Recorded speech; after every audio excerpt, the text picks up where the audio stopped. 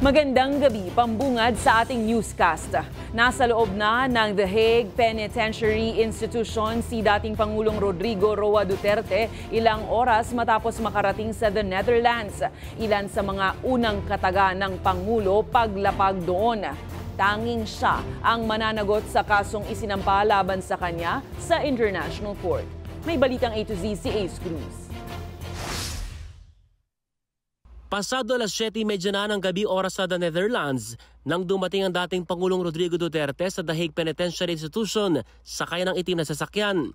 Matyagang naghintay sa dating Pangulo ang ilang Pilipinong Duterte supporters doon na may bitbit na bandera ng Pilipinas at isinisigaw ang mga katagang "Bring him back".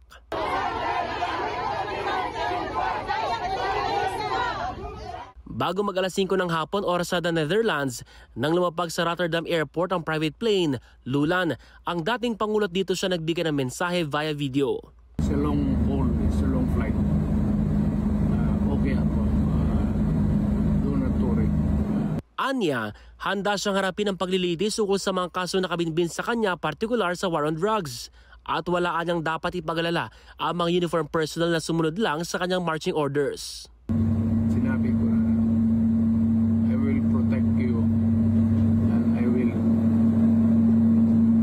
ako ang managot sa lahat. Alam din ni Duterte na magiging mahaba ang proseso ng paglilitis dito pero mananatilian niya ang pagsiservisyo sa bansa.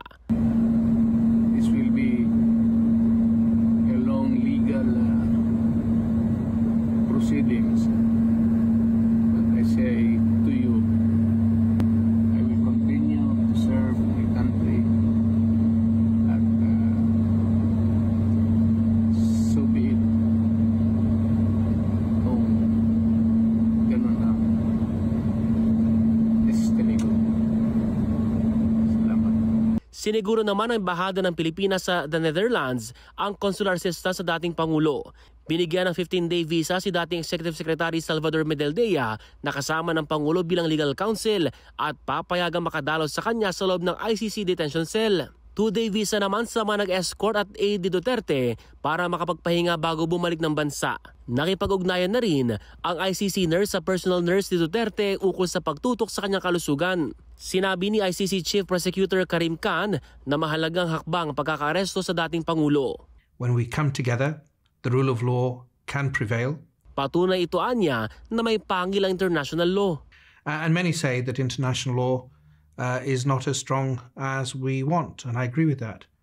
But as I also repeatedly emphasize, international law is not as weak as some may think. Bago tuloy ang humarap sa pre-trial ang dating Pangulo sa ICC, sinabi ng palasyo na dadalhin si Duterte sa local court para tukuyin kung wasto ang ginawang pag-aresto sa kanya. Samantala, Huwebes na ng umaga na makarating sa Amsterdam si Vice President Sara Duterte. Nauna na niyang sinabi na pag-uusapan nila mga susunod na legal na hakbang para sa napipintong paglilitis sa dating Pangulo sa International Court. Para sa Balitang A to Z, Ace Cruz.